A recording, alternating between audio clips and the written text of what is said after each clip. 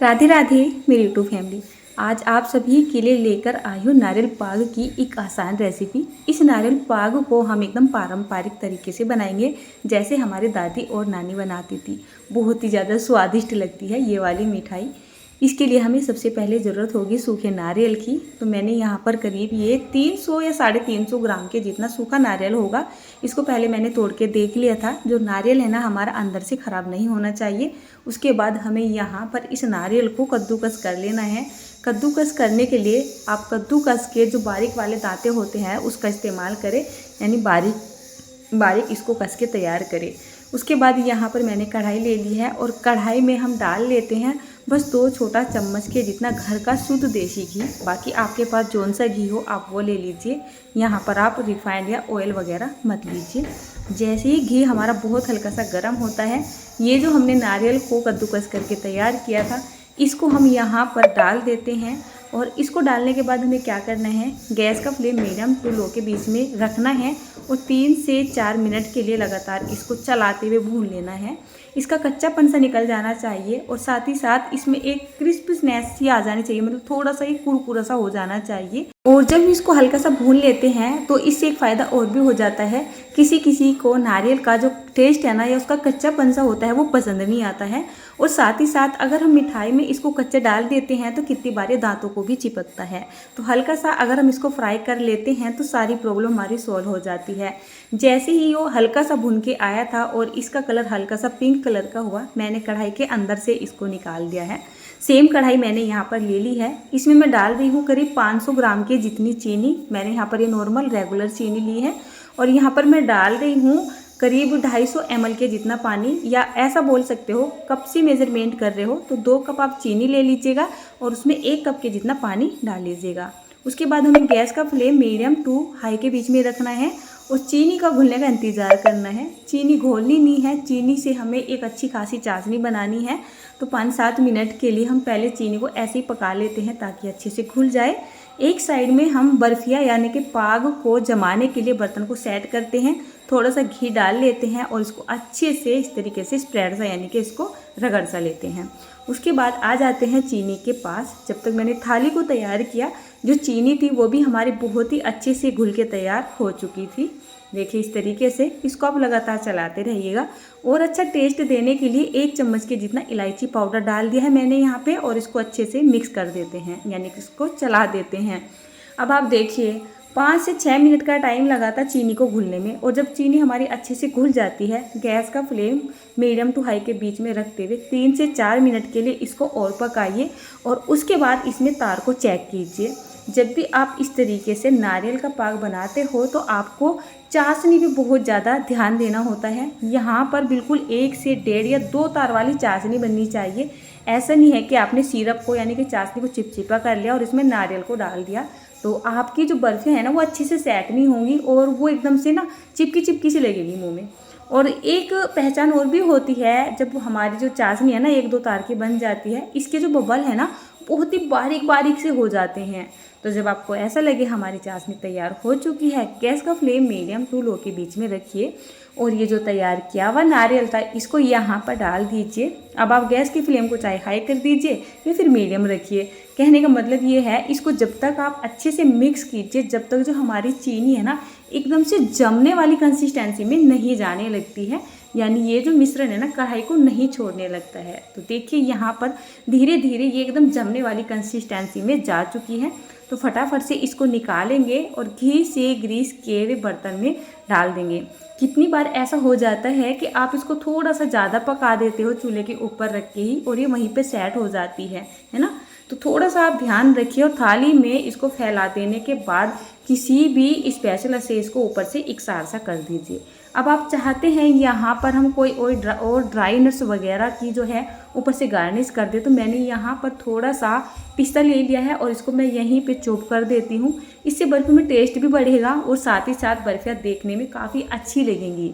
आप चाहते हो हम यहाँ पे कोई काजू बादाम वगैरह का इस्तेमाल कर ले तो आप काजू बादाम का इस्तेमाल भी कर सकते हैं। जैसे हमने नारियल को भूना था इसी तरीके से आप काजू बादाम को भून लीजिए।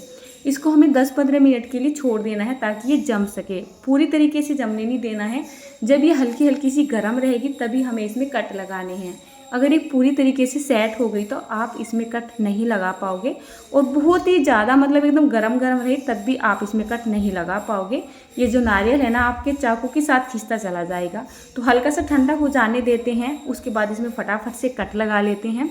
तो अब ये पूरी तरीके से जमी नहीं है, और इस तरीके से आपको थोड़ा सा खींचते हुए, थोड़ी सी मेहनत को करते हुए इसमें कट लगा ही देने हैं, नहीं तो बाद में आपको ये तोड़नी पड़ेगी। ऐसा नहीं है कि बहुत ज़्यादा हार्ड बनेगी, जैसे कि मैं आपको बता रही हूँ कि बाद में कट नहीं लगेंगे। ऑटोमेटिक ही बहुत सॉफ्ट रहेगी, खाने में बहुत ज़्यादा टेस्टी लगेगी। लेकिन क्या होता है ना, कट तो लग जाते हैं लेकिन पीस ना वो बढ़िया नहीं निकलते हैं, फिर तो इसको तोड़ के खाना पड़ता है। और आपने देखा यहाँ पर ना तो मिल्क पाउडर का इस्तेमाल हुआ, ना दूध का इस्तेमाल हुआ, ना ही किसी खोए का मावे का इस्तेमाल हुआ। बहुत ही आसानी से ये मिठाई या ये नारियल पाक बनकर तैयार हो गया। इसको मैंने अपनी श्री राधा अष्टमी के भोग के लिए बनाया था। सही बात तो ये है, मैं इसको जन्माष्टमी पे नहीं बना पाई थी, मुझे किसी वजह से टाइम मिला ही नहीं था। फिर सोचा हमारे घर में राधा अष्टमी मनाई जाएगी तो मैं उनके लिए बनाऊंगी, दोनों त्यौहार हैं तो एक ही भगवान जी के। तो चलिए मैंने इसमें कट लगा के कर ली है तैयार, और इसको अभी छोड़ देते हैं थोड़ा सा ठंडा होने के लिए, क्योंकि जो नीचे का हिस्सा है ना हमारी मिठाई का या नारियल पाक का, वो भी काफ़ी गर्म सा है तो वो अच्छे से निकलेगा नहीं। और जब आपको ऐसा लगे कि हल्का सा ये ठंडा हो चुका है, निकलने के लायक हो रहा है, तो आप इसी तरीके से कोई भी दूसरा बर्तन इसके ऊपर रखोगे, हल्का सा थपथपाओगे और इसको निकाल दोगे। तो देखिए बहुत ही ईजी से ये बर्फियाँ निकल कर तैयार हो गई हैं। थोड़े से पीस थाली में चिपके हुए रह गए थे, क्योंकि मैंने यहाँ पर ज़्यादा ज़ोर से हाथ नहीं मारा था, उसको मैं आराम से चाकू से निकाल लूँगी। और अभी ये इतनी गर्म है कि अगर मैं इसको ज़्यादा टच करती हूँ तो इनका टूटने का भी अभी डर सा बन रहा है, तो इनको थोड़ा सा ठंडा हो जाने देते हैं। पहले थाली वाले पीस को अलग कर लेते हैं। अब आपको मैं बताऊँ, इनको मैंने ज़्यादा देर के लिए नहीं छोड़ा है, जैसे मैंने इनको बनाना शुरू किया था और अब कट करके मैं इनको अलग अलग कर रही हूँ। तो दोनों ही सिचुएशन में लगभग में यहाँ से 20 से 25 मिनट का ही टाइम हुआ होगा, बहुत ज़्यादा टाइम नहीं लगता है इसको सेट होने में। तो चलिए उसमें से पीस निकाल लेती हूँ एकदम फ्रेश और यहाँ पे लगा लेती हूँ। अब हम किसी भी गोल बर्तन में कोई भी मिठाई बनाते हैं तो जो किनारी वाले पीस होते हैं ना, तो उनकी शेप वो नहीं होती है जो हम काटते हैं बीच बीच के, तो अच्छे शेप आ जाते हैं, बाकी तो वो रफ पीस बन जाते हैं। लेकिन इसके जो पीस रफ बनेंगे ना, उसको भी मेरी फैमिली वाले छोड़ेंगे नहीं, उसको भी खा लेंगे। मतलब इसका टेस्ट ही कुछ ऐसा रहता है, इसका चूरा तक भी बच्चे छोड़ने वाले नहीं हैं। तो चलिए इनको ना हम ठंडा करने के बाद किसी भी एयरटाइट डब्बे में रखेंगे।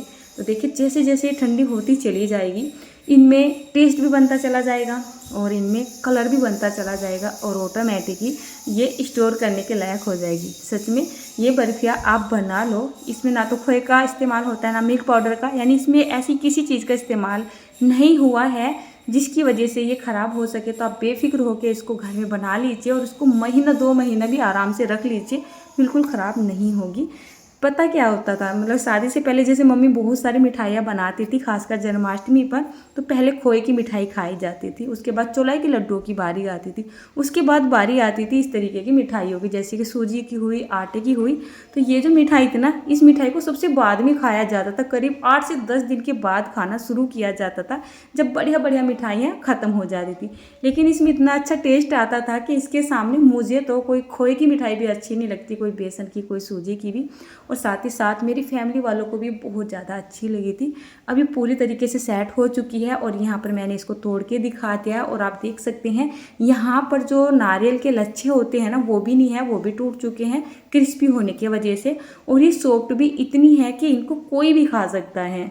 तो चलिए आपको क्या करना है, कोई भी एयर टाइट प्लास्टिक का, स्टील का, जैसे भी आपके पास डब्बा हो, ऐसा डब्बा ले लेना है और उसमें इनको स्टोर कर देना है। जो भी रफ पीस है, जो भी चूड़ा है, जो भी कुछ है, सभी चीज़ आप इसमें स्टोर कर दीजिए।